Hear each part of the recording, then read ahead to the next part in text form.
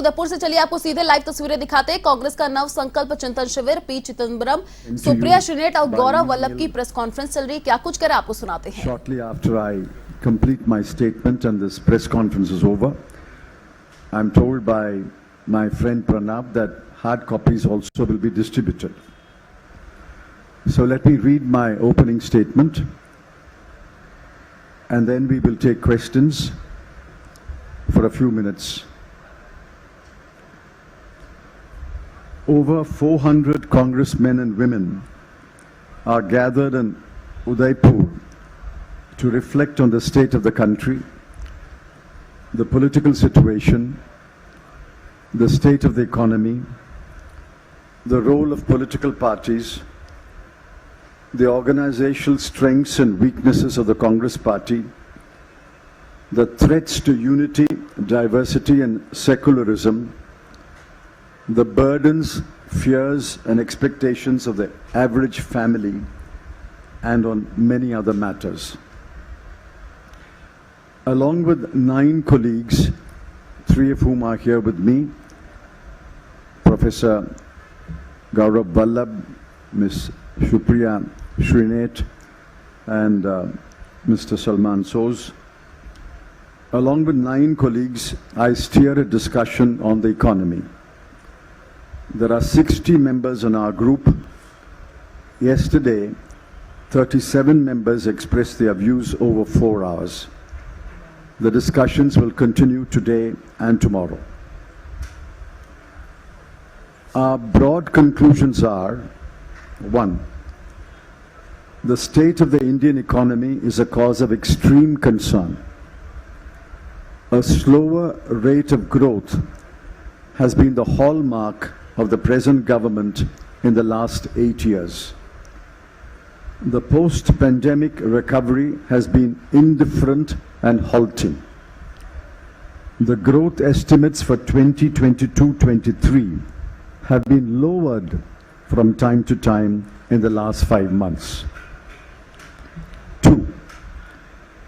Inflation has risen to unacceptable levels and threatens to rise further. WPI inflation is at 14.55% and CPI inflation is at 7.79%. The government is actually fueling the rise of inflation by its wrong policies, especially through high taxes on petrol and diesel, high administered prices and high GST tax rates. 3.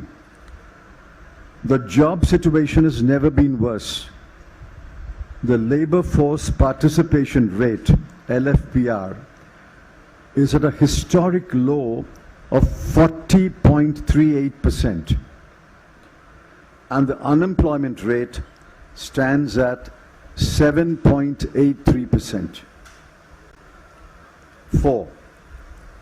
We reiterate our charge that social services expenditure as a proportion of total expenditure has fallen to an average of 5% in the last 8 years from an average of 9% in the 10 years between 2004 and 2014. 5. The external situation has added to the pressures on the economy. The government appears clueless on the ways to deal with these developments. $22 billion has flowed out of the country in the last 7 months. The foreign exchange reserves have depleted by $36 billion. The exchange rate stands at rupees 77.48 to a dollar, the highest ever. 6. A Congress-led government ushered in a new era of liberalization in 1991. The country has reaped enormous benefits in terms of wealth creation, new businesses and new entrepreneurs, a huge middle class, millions of jobs, exports, and lifting 27 crore people out of poverty during a 10-year period. After 30 years, it is felt that taking into account global and domestic developments, it may be necessary to contemplate a reset of the economic policies. A reset of economic policies must also address the questions of rising inequalities, extreme poverty among the bottom 10% of the population, India's rank in the Global Hunger Index 2021, which is 101 out of 116 countries, and evidence of widespread nutritional deficiency among women and children. A comprehensive review would also be justified by the health and education outcomes as revealed by the Annual State of Education Report 2021, the ASER 2021, and the National Family Health Survey 5, the NFHS 5. We believe that a recalibration of economic policies can influence health and education outcomes. The time is ripe for a comprehensive review of center-state fiscal relations. The consequences of the poorly drafted and unfairly implemented GST laws brought in by the Modi government in 2017 are there for everyone to see. The state's fiscal position is fragile as never before and needs urgent remedial measures. We believe that we must prepare the Indian economy and the Indian workforce to adapt to the ways in which industry, business and trade will be conducted in the 21st century with a greater use of automation, robotics, machine learning and artificial intelligence. We also believe that important changes in economic policies will be required in the light of climate change and the need for mitigation and adaptation. So all the reasons that I have listed above lead us to believe that a reset of economic policies is necessary and the time is ripe for a reset of the economic policies. I am confident that our deliberations over 3 days and the decisions that will be taken by the Congress Working Committee in the days and weeks ahead will make a significant contribution to the nationwide debate on the economic policies that will best serve the interests of the country and its people. I request you to kindly focus on the opening statement. Of course, we will take any other question, but kindly focus on the opening statement, and let's spend the first few minutes at least on the economy.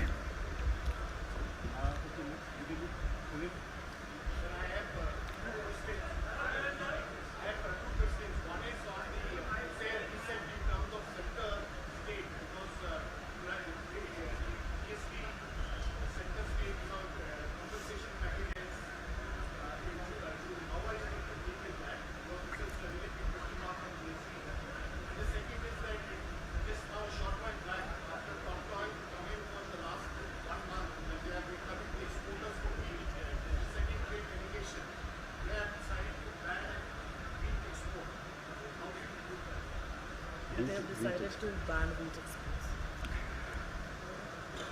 On the GST, we believe that the compensation period of 5 years that will expire on 30th of June 2022 must, and there is no quibble on that, must be extended. It must be extended by at least another 3 years. We would strongly disapprove if any attempt is made by the central government or the Union Finance Minister to railroad the GST Council and prevent it from recommending an extension of the GST compensation period by another 3 years. We will strongly oppose that. and we will insist that it be extended. On the wheat export, I presume that it is because the central government has failed to procure enough wheat. It's not that wheat production has come down. It's more or less the same. In fact, it may be marginally more. Yesterday, I was told by the Chhattisgarh minister that they have been able to procure 97 lakh tons of paddy. So if procurement had taken place, there would not be any need to ban the export of wheat. But let me add, banning export of wheat is an anti-farmer measure. It deprives the farmer of reaping the benefit of higher export prices. It is an anti-farmer measure. And I'm not surprised. This government has never been very friendly to the farmer.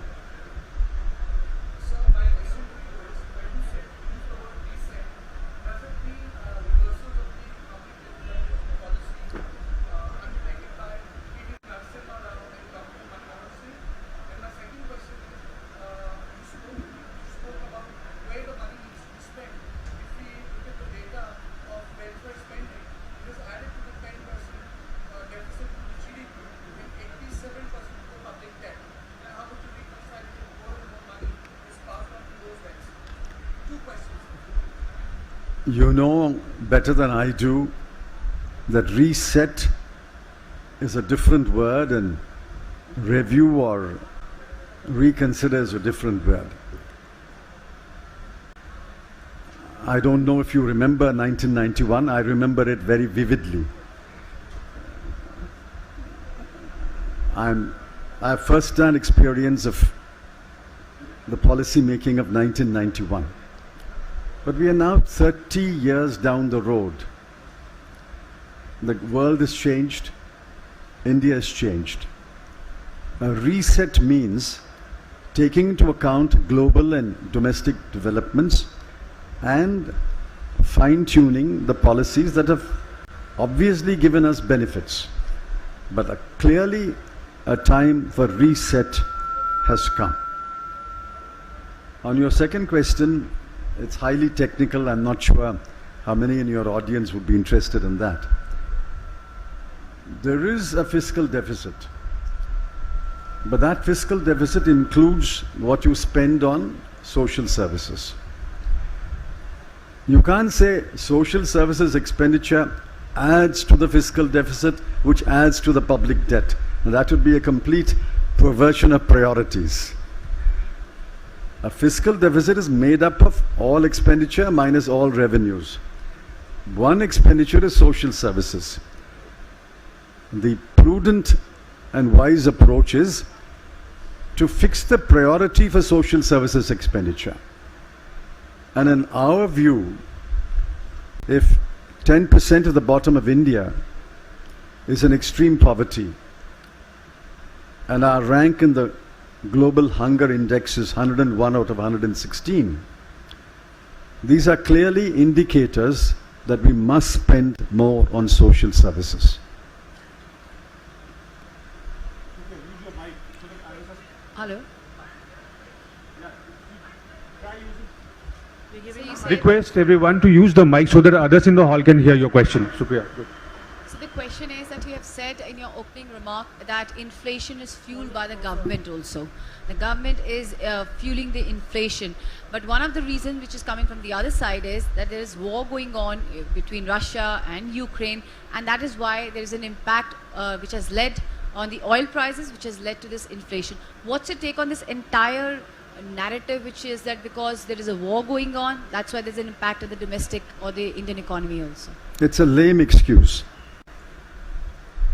India cannot blame the rise in oil prices as a reason for this high inflation.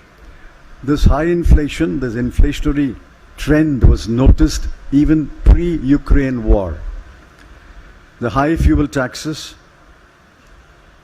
the high administered prices, say, on cooking gas, and the high GST rates all predate the Ukraine war. Next they will say Mr. Putin asked us to impose these taxes. That's rubbish. The Ukraine war has added to our problems, but you should have taken preemptive action. It's now widely believed that the RBI was behind the curve. And why was the RBI behind the curve? I suspect RBI was behind the curve because the government nudged it to go slow. So I don't think simple lame excuses like Ukraine war can explain why there is such high WPI inflation and CPI inflation. If you can pass the mic to Saubhadra, Supriya here on your left hand side, quickly. Saubhadra from ST. After that, Anjali. Mr. Chidambaram, my question to you, sir, you mentioned about the recalibration of economic policies, and you also mentioned that from 1991 we've gone a long way. Sir, would you like to tell us one or two examples of what you think that, specific policy interventions or amendments of the policy which are required now? I wish I could tell you, but I can't, because deliberations are underway, and deliberations must be followed by decisions. The deliberations are in a group of 60 persons, and the decisions have to be taken by the Congress Working Committee. So I wish I could tell you, but I'm sorry, until the decisions are taken, I can't tell you. I can only tell you our thinking. Our thinking is 30 years down the line, while we acknowledge that we have reaped enormous benefits as a result of liberalization, we take into account global and domestic developments and reset our policies for the next 10, 20, 30 years. Anjali from UNI. Hi, After that, sir. Sanjeev Chopra. So, price rise definitely is the biggest challenge in front of. So, inflation is today definitely the biggest challenge for people. But apart from that, there are a lot of things, as you said, which are wrong with economic policy, which have led to this situation. But when it comes to the people, mostly they do not understand economic policies and matters. So my question is that would you also be doing something to take this message of what is wrong with the economy to the people? Well, if the message has not reached the people, we plead guilty, but we also plead guilty on your behalf. We are collectively guilty. So, well, allow me to plead guilty on your behalf also. So if you cooperate with us, we can take the message to the people. The people I meet in my village or town feel the pinch of inflation. It's not yet become a large protest, but it will become. If inflation continues to rise at this rate, it will become a large protest. Sanjeev Chopra. Sir, you talked about, you stressed on reset of the economic policies, keeping into consideration the latest global and global trends. So would you be preparing a roadmap for suggesting to the government on what action needs to be taken, or some kind of suggestions, for the on the recalibration of the policies? Do you really believe that anything that we say will be accepted by the government? If you are an optimist. We will prepare a set of policies that will serve the people of India, our economic interests, as the Congress party sees it, and we will take it to the people. I don't believe that the government is willing to listen to anyone, much less the Congress party. So my question is to you that what's the view of the Economic Committee about the taking petrol, diesel under GST? Because it is really hurting the people of the common man of our country. And second is, what is the view of your committee about the states demanding the GST compensation, their dues? That's all burdening the financial condition of the states.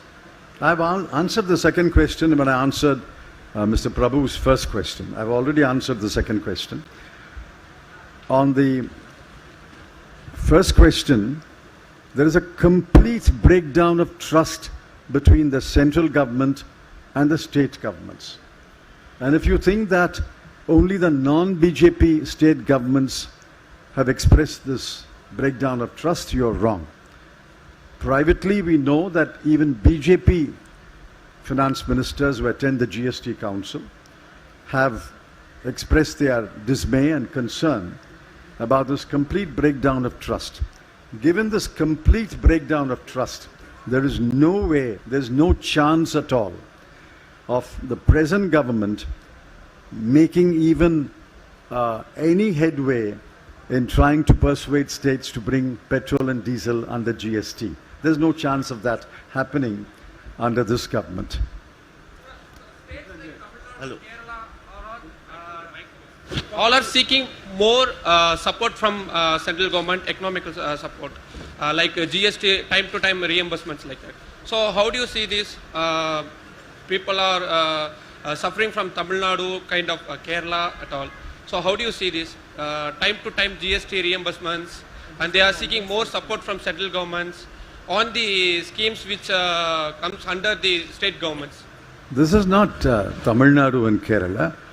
78,704 crores are pending from the central government to the state governments as on 31/3/22. Let me repeat that number. Rupees 78,704 crore is pending. We are already in the middle of May, and this amount has not been paid. And the compensation period will come to an end on 30th of June 2022. I believe it's the unanimous demand of all the state governments that the compensation period must be extended and arrears of GST must be paid forthwith. Sir, because you're talking about the reset, within the economic committee, whether there's a possibility of a resolution saying that the next Congress's economic line will be taking a step back from the liberalization policies that it's initiated. You're completely wrong. I'm sorry to interrupt you. Yeah. We are not stepping back on liberalization. Yeah. We are stepping forward post-liberalization. So please don't make a mistake in your report. We are not stepping back from liberalization.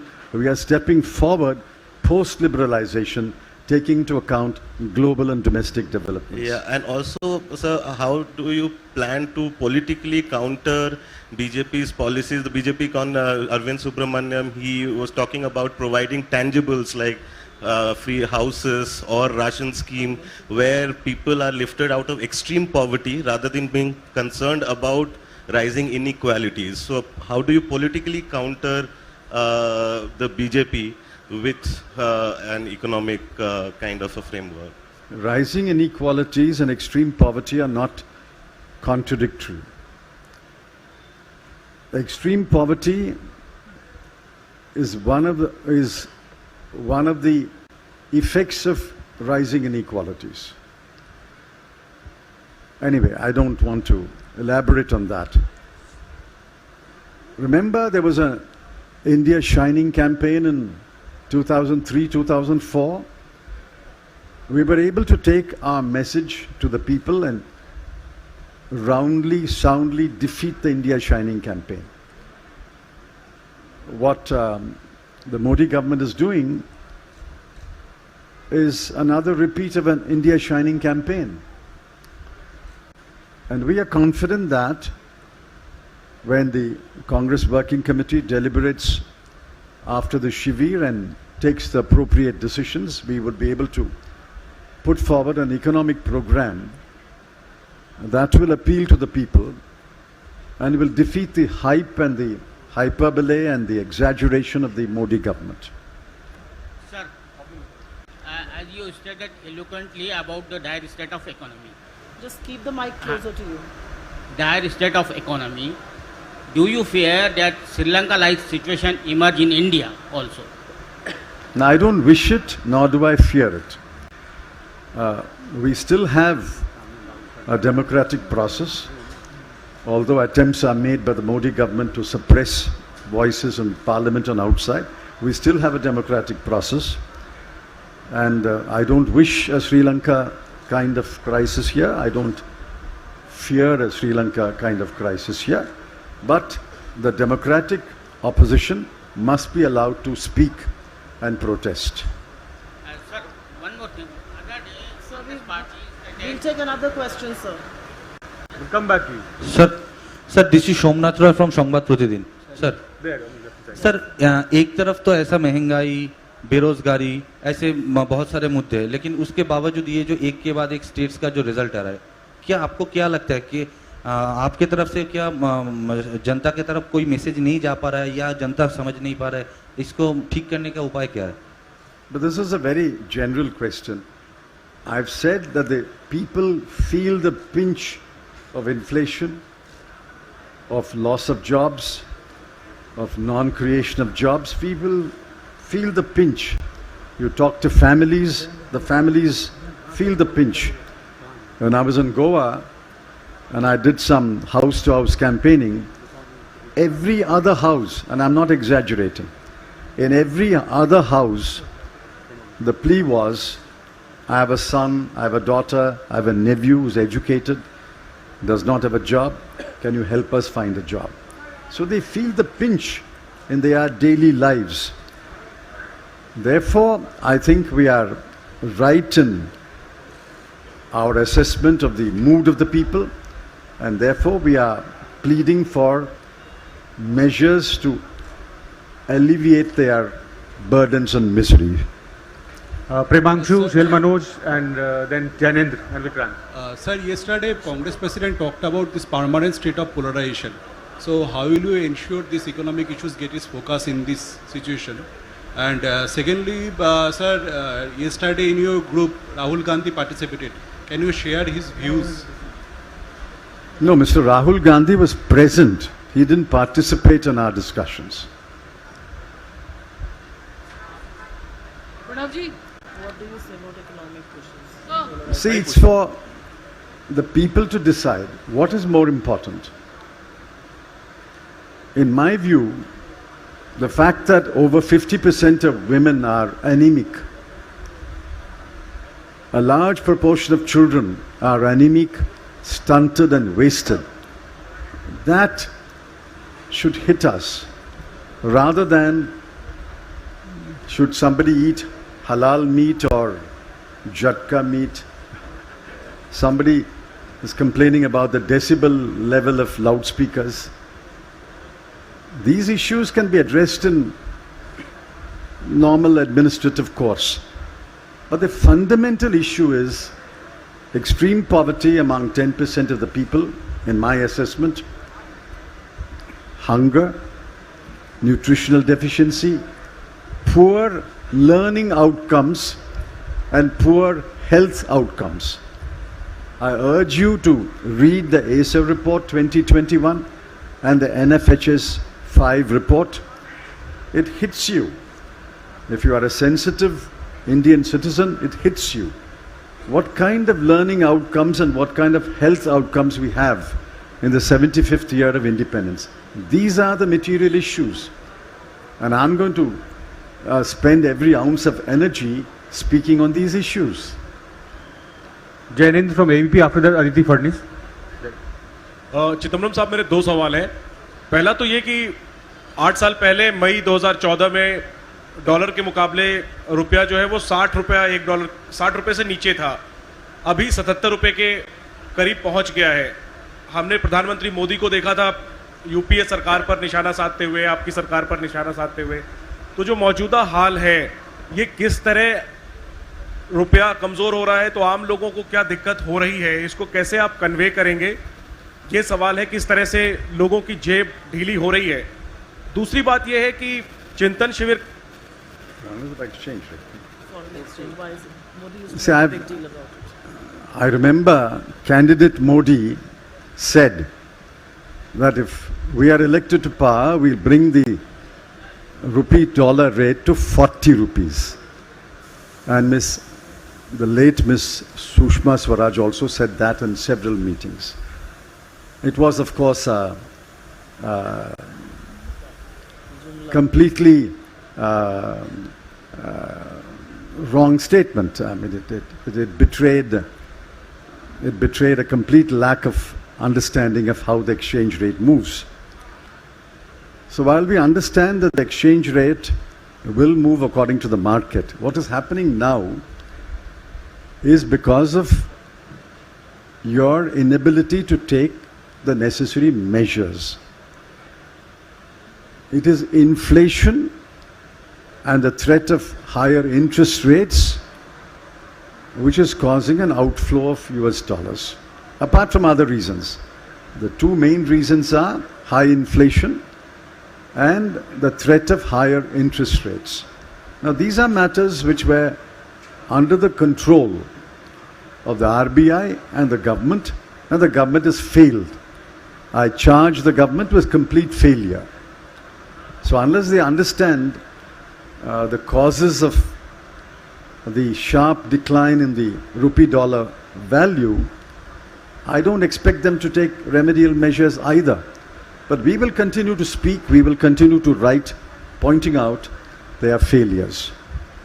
Sir एक ही सवाल रहने दें, बहुत लोग हैं baby, छोटा सा समझने के लिए और लोग भी हैं, विक्रांत हैं, क्विकली जल्दी करो अदिति। सर एक ये पूछना था कि चिंतन शिविर को लेकर कहा जा रहा है कि ये पॉलिटिकल शिविर है और कोई मैनिफेस्टो यहाँ से नहीं निकलने वाला। ऐसे में जो इकोनॉमिक इश्यूज पे जो कमेटी बनी है आप लोगों की, इसके पास कितना स्कोप है? क्योंकि ये कहा जा रहा है कि ये पॉलिटिकल शिविर है और कोई मैनिफेस्टो यहाँ से जारी नहीं होने वाला, तो आप लोगों के पास कितना स्कोप है? आप क्या कल हम लोगों के सामने लाने वाले हैं, इस पे अगर आप थोड़ा प्रकाश डाल सकें। ठीक है अभी। We are not writing a manifesto today. This is a Nav Sankalp Shivir, which means a new resolution. We have to make new resolutions on our political positions, our economic positions, our social positions. We have to make new formulations. What shape these formulations will take, I can't say. But eventually, it will get reflected in the manifesto of 2024. Chidambaram, Vikrant after that. Yeah. You spoke about unemployment. The government, which is among the largest employers, particularly in the railways, has put a complete freeze on recruitment for the last 2 years. First citing COVID and then other problems. There's been no recruitment in the armed forces, there's been hardly any recruitment in paramilitary forces, there's been no recruitment in the lower levels of the scientific establishment, scientific officers and so on. What is your view on that? Everything, all the other restrictions, COVID restrictions have been lifted. You are having elections, you are having religious gatherings, but recruitment continues to be a big problem and it's creating a lot of discrepancies and anomalies in the armed forces on account of seniority. You remember that in the 2019 manifesto we said, one of the first things we will do is to fill all vacancies in the central government. That's what we promised in the 2019 manifesto. So did the BJP. But since 2019, now we are in 2022, the number of vacancies has actually increased. In railway and paramilitary, the number of vacancies has increased. Well, firstly, this is anti-youth. This is anti-poor. This is anti-scheduled caste, anti-scheduled tribe. This is even anti the economically weaker sections, for which there is some reservation somewhere. The point is, if you don't fill vacancies in the government, in the broader government, capital G, and all its organizations, where will the young men and women of India find jobs? Yes, the private sector will throw up some jobs, but the government, as the biggest employer in this country, simply has downed its shutters. It is not willing to appoint anyone. I think this is a terrible onslaught on the rights of young men and women, especially those who have completed a degree or two and are looking for jobs. I think this is anti-poor, anti-youth, anti-scheduled caste, anti-scheduled tribe. But then, in our view, this government is anti-people. I quickly wrap up. Last three questions: Vikrant, Vijayalakshmi, and Ranjita. Sir आप लोग unemployment की, inflation की तमाम बातें कर रहे हैं, लेकिन जब आप 91 में मिनिस्टर थे नरसिम्हा राव सरकार में, उस वक्त में जो एक्ट आया था और सुप्रीम कोर्ट ने भी कहा था कि जहां पर जो 1947 में वर्शिप की पोजीशन है वही कंटिन्यू रहनी चाहिए, लेकिन आज की डेट में कहीं ज्ञानवापी में सर्वे हो रहा है, कहीं ताजमहल को लेकर के बात हो रही है, तो ये चीज़ें कैसे आप रिफ्लेक्ट करेंगी जनता के बीच? वर्शिप एक्ट जो आया था 1991 में वो एक तरफ है और ज्ञानवापी सर्वे भी हो रहा है बनारस में प्रधानमंत्री मोदी की कॉन्स्टिट्यूंसी में. Well, I don't understand your question. I've answered. There is no meaningful debate when you say it's either polarization or economic policy. I mean, I don't understand that. I think economic policies are the lifeline of a country. It touches everybody. Polarization is only for a political purpose. It's not either you debate this or debate that. No, sir, we will oppose polarization, but we will plead for sensible, sane economic policies. Sir, I am technically asking, worship act जब है उसके बाद में क्या ज्ञानवापी मस्जिद में सर्वे होना चाहिए? Oh, the Places of Worship Act. The Places of Worship Act was passed after deep consideration in Mr. Narasimha Raw's government. The only exception in that act was to the Ram Janmabhoomi. We believe that all other places of worship should remain in the status they are and they were. We should not make an attempt to change the status of any place of worship. That will only lead to huge conflict, and it is to avoid such conflict that the Narasimha Rao government passed the Places of Worship Act. Vijayalakshmi, last question. And another sir, one. I just wanted to ask. But she's already asked one. Yeah, two of them. Sir, ever since the Modi government has come to power, economy has been one major focus of opposition, especially of Congress party. You've been attacking and alleging that this government has failed on that front. But despite that, in terms of electoral politics, it hasn't, brought anything in terms of electoral politics. You've only been losing elections. Is there something wrong with your communication policy that you've not been able to communicate it to your electorate, the failure of the government? And if it is so, is Congress party mulling or discussing all that in the shivir in your committee that has been formed? How to communicate effectively to your electorate or to people? You're right. If we have failed to communicate to the people the distress, the distressful situation in which the country's economy is, yes, we admit that. We should sharpen our communication skills. We also request your cooperation and support in conveying the messages. Ranjita. Sir यहाँ party हाँ, go ahead. आवाज आ रही है? आ रही है. आप party और देश के अलग अलग चीजों पर चिंता करने के लिए आए हुए हैं. सवाल ये कि जो जम्मू कश्मीर में हो रहा है, कश्मीरी पंडित की वहाँ हत्या हो गई और उसके बाद उनकी कम्युनिटी जो है वो जम्मू कश्मीर के एडमिनिस्ट्रेशन के खिलाफ वहाँ धरना दे रही है. किस तरह से आप इसे देखते हैं? जम्मू कश्मीर में कश्मीरी पंडित boy was killed and the community is protesting against the government. We condemn the killing of the Kashmiri Pandit. We think that killing is not an answer to any problem. There are genuine issues in Kashmir. They must be addressed having regard to the history of Kashmir, the history of the accession of the state of Jammu and Kashmir to India, and the developments in the last 75 years. These problems can be addressed only by a dialogue between the government and the people of Jammu and Kashmir. But this government is not indulging in any dialogue. But that doesn't justify any killing. The Congress party is opposed to any killing by militants or indiscriminate killing by the security forces or religious hatred prompted killings. Any kind of killing we condemn in the most unequivocal terms. And we are sorry for the family of the person who died. We convey our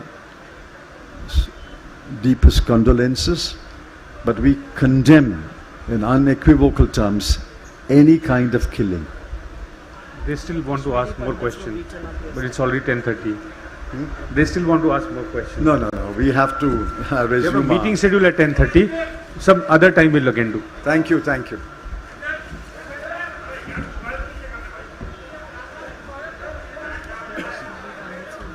Yesterday in Germany, and they resigned.